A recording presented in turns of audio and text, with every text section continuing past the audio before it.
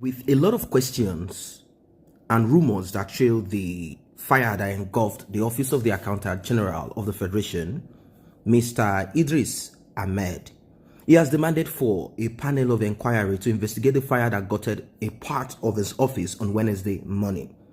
He equally recommended that report of the panel be made available to the Senate. And a lot of people said this came as a result of queries by the Senate questioning the Accountant General of the Federation, and of course the Minister of Finance questioning and querying both of them about the 2 trillion naira that they claimed would be used to cushion the effects of COVID-19 and other issues that we have in Nigeria. Just like every other nation, they also came out with a huge amount of money. They are going to infuse this into the economy and of course pay people that are home, so people will not have any reason to come outside. And for the federal government to have come up with this idea, a lot of people felt, well, on one part, this is a good move. But the question we should ask ourselves is this: what are the indices? What are the demographic factors? And also, where is the database that will be used to give out these funds? How many people in Nigeria have the BVN? Are they alive? Are they dead? The BVN itself, is it updated to make sure that it is reliable? What are the factors that will be looked into? They said it is conditional cash transfer, and they said they're going to give it to certain groups of people. I think they have certain levels of it. The first stage is for people that are earning less than a specific amount of money. They started from the northern part of Nigeria, where they claim they have a lot of more poorer people. That I do not want to accept. They started with this partiality, and they started here and there. We're even hearing cases that the money is going to be shared in about 25 states or stories here and there. But what about the fire that gutted part of the office of the Accountant General? Mr. Ahmed said this when the chairman of the Senate Committee on Finance, Senator Solomon Adiola, visited the scene of the incident and the office of the Accountant General. The Accountant General informed the chairman that the fire started as a result of electrical malfunction of the complex cooling system in the office housing some capital account documents, adding that the server of the office where documents were electronically stored were intact and burnt documents could easily be retrieved. This is what I was actually, I said, are we still operating with the analog system?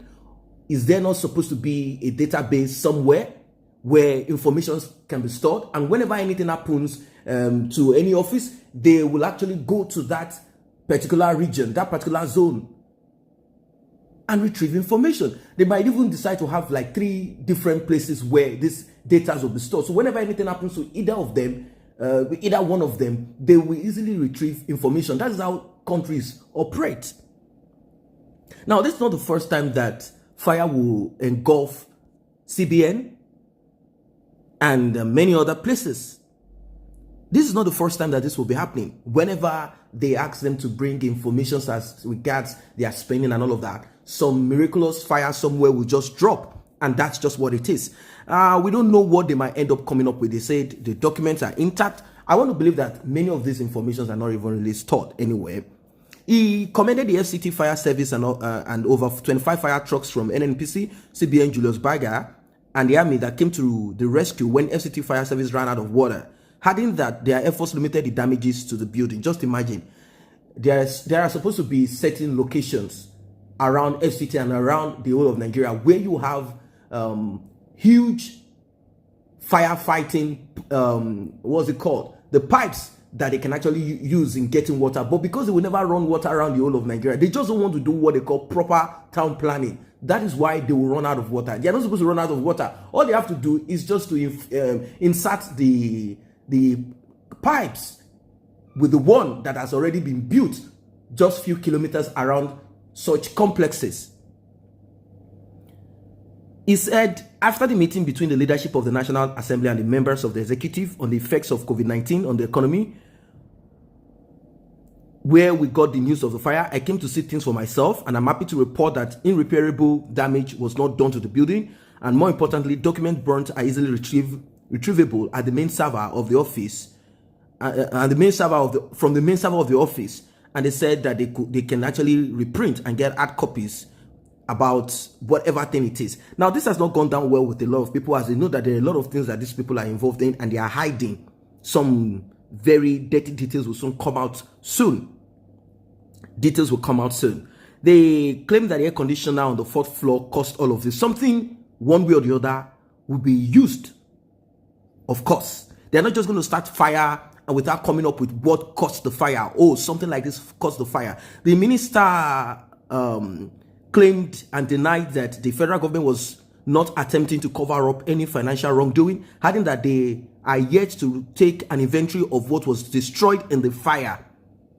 That is where the trick comes in. The minister added that the fire did not destroy any record and all government financial transactions were intact. Which of the government financial transactions are intact if they've not taken inventory? Soon they can come up with, oh, this information and that information is gone. They are talking about the database where they've already thought about this. If this happens, we're going to say we have information here in the database. And when they come up with this information, to be the one, probably the one that they've doctored, who knows? We do not trust this administration. We never trust any of the previous administration when it comes to the issue of money, because all administration, every person's 99.9% of them that have been involved in politics, that have been involved in governance in Nigeria from 1960 till date, if you look at them closely, you will always find stains. They've already dipped their hands into the treasury. It doesn't matter if they belong to this party or the other. It doesn't concern them. That's not even important. What matters to them is how they can dip their hands into it. So they claim that there is no destruction, that they've not lost any record. As a government, I want to assure you that our records are intact. A few documents were burnt. We haven't started recovery to check what actually got burned, but all our financial transactions are intact. When you hear words like this, they said, we've not checked what has been burnt, but we believe our financial transactions are intact. Is it intact as regards software, the soft copy, or the hard copy? What are they talking about? They claim that they will do a full-scale investigation using the right professionals to determine exactly what happened. Although they claim that it's the air condition, but they still want to determine what has happened. And they said that they are going to carry out thorough investigation. I know that accidents do happen, but in this case, it has become a practice, a pattern in Nigeria, something that I've got to know over time. So I don't want to accept that this is correct. Some people say Abacha is a saint compared to this APC government and some other YAH00 government that we've had in the past. Now, when we look back and forth at this, one would want to really say that there is a lot going on the ground. Just imagine at this trying time, people have decided to, begin to play pranks.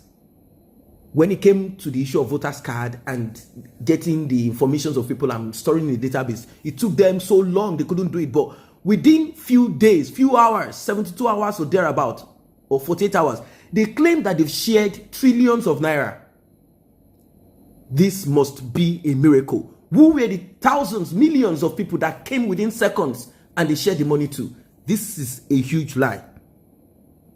Now, after the event of the Accountant General's office, which caught fire, a lot of Twitter users have come to drag Buhari and the rest of the goons, and they term them as YAH00 boys.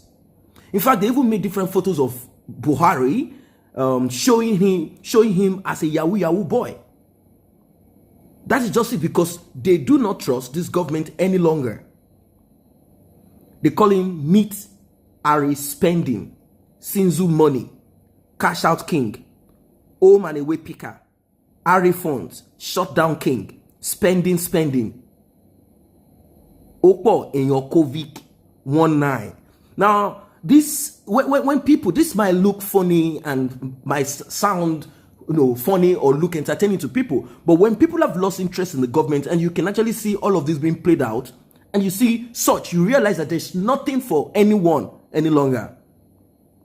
Sinzu, Pablo Escobar, CCS, Amazon, Google Play, even into cracking ATMs. That is what they have started calling them. They started giving them names. The picker, and a lot of names. So when you see all of this, well, it shows that it's not just Buhari's government, previous government. People have lost interest in government.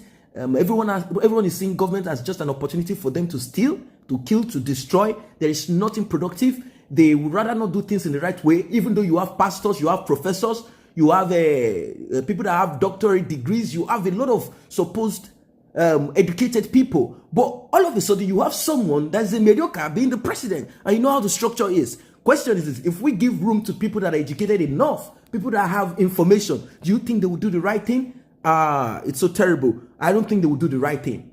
They are not ready to do the right thing. It's like there is a package that they run with. It's like there is a blueprint that they all work with. Once they step into that seat, they begin to act like they lack the ability to reason. That's why a lot of people have been calling for a breakaway of Nigeria once and for all. So guys, this is just what it is. Do you accept whatever they are coming up with, whatever excuses, explanations, or you think there is more to this? Let us know that in the comment section below. And while you're at that, if you're not a member of this channel, let's grow together by you tapping on the subscription button and the red notification icon bell below. It will alert you whenever videos are uploaded. Thanks for stopping by.